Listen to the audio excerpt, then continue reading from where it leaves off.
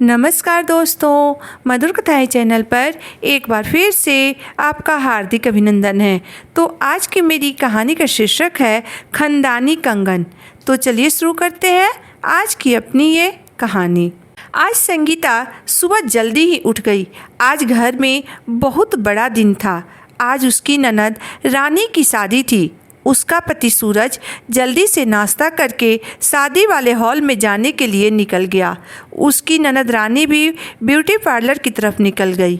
10 बजे तक सबको शादी के हॉल में पहुंचना था, तो संगीता भी जल्दी जल्दी हाथ चलाने लगी।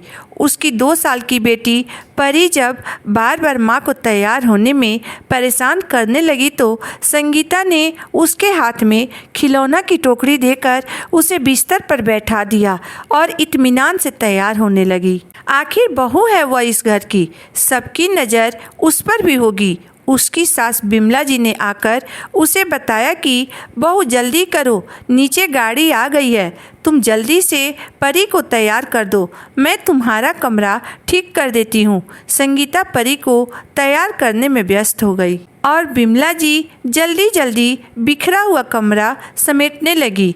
उन्होंने परी के खिलौनों की टोकरी उठाकर अलमारी के ऊपर रख दी। संगीता ने परी को सुंदर सी घाघरा और चोली पहनाई और झटपट दोनों गाड़ी में बैठ गई। गाड़ी शादी हॉल की तरफ चल पड़ी। तभी संगीता का ध्यान अपनी सूनी कलाई पर गया और उसके मुंह से हाय राम निकल गया। जल्दी जल्दी में वह अपना कंगन पहनना भूल गई थी। उसने झट से अपनी बाजू साड़ी में छुपा ली। संगीता कंगन पहनना नहीं, बल्कि वह कंगन पहनना भूल गई थी जो सब गहनों में सबसे ज़रूरी था, जो इस घर की किसी परंपरा को संभाले हुए था। क्योंकि वह कोई ऐसा वैसा कंगन नहीं, बल्कि इस घर का खानदानी कंगन था। एक धरोहर की भांति वह एक बहू के हाथ से दूसरी बहू के हाथ में थमाए जा रहा था।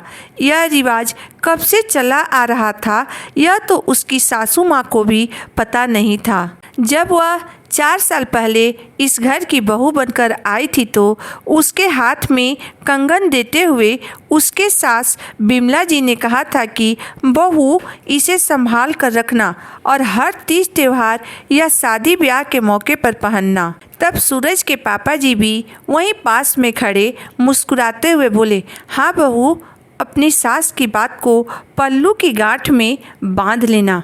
बहुत ही खुशमिजाज व्यक्ति थे सूरज के पापा जी।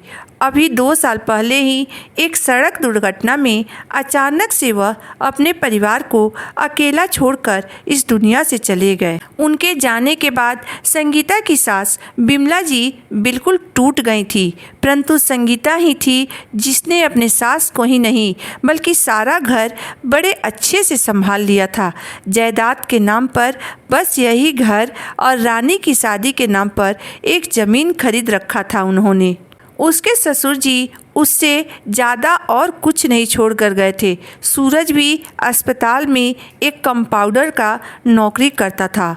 अपने पापा के जाने के बाद सूरज के कंधों पर उसके खुद के परिवार के अलावा बहन और माँ के खर्चों की भी जिम्मेदारी आ गई थी। वह मन से शायद इस जिम्मेदारी के लिए तैयार नहीं था, इसलिए वह गुस्सैल और चिड़चिड़ा सा हो गया था। संगीता सूरज के गुस्से से बहुत डरती थी, इसलिए वह पूरी कोशिश करती थी कि सूरज तक कोई तनाव वाली बात ना ही जाए। वह एक समझदार बहू के सभी फर्ज अच्छे से निभा रही थी। उसकी सास बिमला जी भी संगीता को बहुत प्यार और सम्मान देती थी। शादी में पूरा समय संगीता सूरज और बिमला जी से अपनी सूनी कलाई छुपाती रही। शाम को शादी से निपटकर घर आने के बाद जब वह अपने सारे गहने डिब्बे में रखने लगी, तो उसकी चीख निकल गई, क्योंकि उसके वह खानदानी कंगन डिब्बे में नहीं थे। 2 मिनट के लिए संगीता जैसे पत्थर सी हो गई। फिर उसने जल्दी से खुद को संभाल कर पागलों की तरह अपनी कंगन ढूंढने लगी, परंतु कंगन कहीं नहीं थे। अब तो और भी बेचैन हो गई। अलमारी, बिस्तर, पलंग के नीचे, परी के खिलौनों की टोकरी, हर जगह उसने कंगन को ढूंढा, पर हर जगह उसे निराशा ही हाथ लगी। संगीता ने झट से अपने कमरे का दरवाज़ा बंद किया और फूट फूट कर रोने लगी। कंगन अच्छे खासे भारी थे। एक मध्यम वर्गीय परिवार के लिए वह कंगन एक बहुत बड़ा आधार, मुश्किल वक्त के सहारे जैसे थे। संगीता ने तुरंत अपनी प्यारी सहेली सुमन को फ़ोन कर सारी बात बताई। उसने एक समझदार सहेली की तरह उसे सलाह दी कि जाकर अभी और इसी वक्त अपने पति और सास को सारी बात बता दो। वह सब मिलकर इस समस्या का हल निकाल लेंगे। संगीता सूरज को कैसे बताए, वह तो अपने होठों पर उसका जिक्र लाने से भी डर रही थी। उसने मायके जाकर अपनी माँ से भी ये बात बताई तो उसकी माँ ने भी उसे यही सलाह दी कि परिवार की धरोहर खोई है तुमने। भले ही इसमें तुम्हारी गलती है या नहीं, लेकिन उन्हें बताना तुम्हारा फर्ज है। दिन बीतते गए। संगीता इस राज को अपने सीने में राज बनाकर ही दफन कर लिया। शादी ब्याह त्योहारों पर कंगन भारी है, पहनने का मन नहीं है कहकर वह अपनी सासू माँ को बहलाती रही। पति को बताने का कई बार मन भी किया, लेकिन उसके गुस्सा, चीखना, चिल्लाना, घर में कलेश, ऐसा ख्याल आते ही उसने खुद को रोक लिया। इस बीच संगीता घर खर्च से बचने वाले पैसों को भी जोड़ने लगी, अपनी छोटी छोटी ज़रूरतों को मारने लगी तथा अपनी सारी इच्छाओं को भी दबाने लगी, यह जानते हुए भी कि कंगन खरीदने भर की राशि वह कभी जुटा नहीं पाएगी। फिर भी एक आशा की किरण से खुद को बांधे वह सालों आगे निकल गई। उसकी बिटिया परी 21 वर्ष की हुई तो उसने अपने लिए इंजीनियर लड़का ढूंढ ली। लड़का ऑस्ट्रेलिया जा रहा था और परी शादी के बाद उसके साथ ही जाना चाहती थी।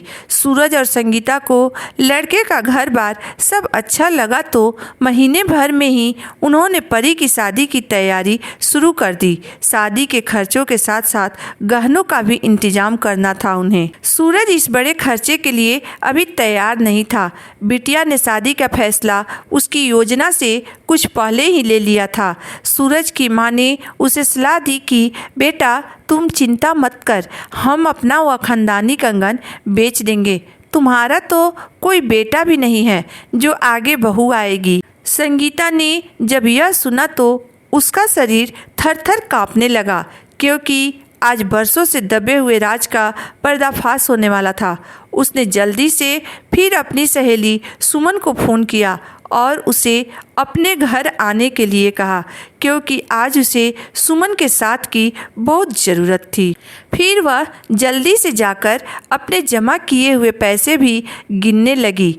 अभी तक वह पाई पाई बचाकर केवल 40,000 रुपये ही जुटा पाई थी। इतने वर्षों में वह पैसे हाथ में लेकर अभी खड़ी ही थी कि तभी रामू, जो कि उसके घर का नौकर था, वह आकर बोला, भाभी जी आपके कमरे की अलमारी बहुत भारी है, उसे थोड़ा हटाने में मेरी मदद करवा दीजिए ना। उसकी वजह से मैं घर की सफाई अच्छे से नहीं कर पाता हूँ। संगीता ने कहा, ठीक है तुम चलो, मैं अभी आती हूँ। रुपये हाथ में दबाए संगीता रामू की मदद करने आ गई। दोनों ने मिलकर जैसे ही अलमारी घसकाई तो संगीता के चेहरे पर हल्की सी मुस्कान छा गई, क्योंकि धूल और जालों से भरे उसकी बिटिया नन्ही परी के कुछ खिलौने अलमारी के पीछे अटके हुए पड़े थे। शायद वह उस टोकरी से गिर गए थे जो अक्सर वह अलमारी के ऊपर रख कर हाथ से धक्का देकर पीछे कर देती थी। रामू ने कहा, भाभी जी आप अपना काम कर लीजिए, यह सब मैं साफ कर दूंगा। संगीता रुपये उठाकर चलने लगी। रामू एक एक चीज़ उठाकर एक टोकरी में भरने लगा।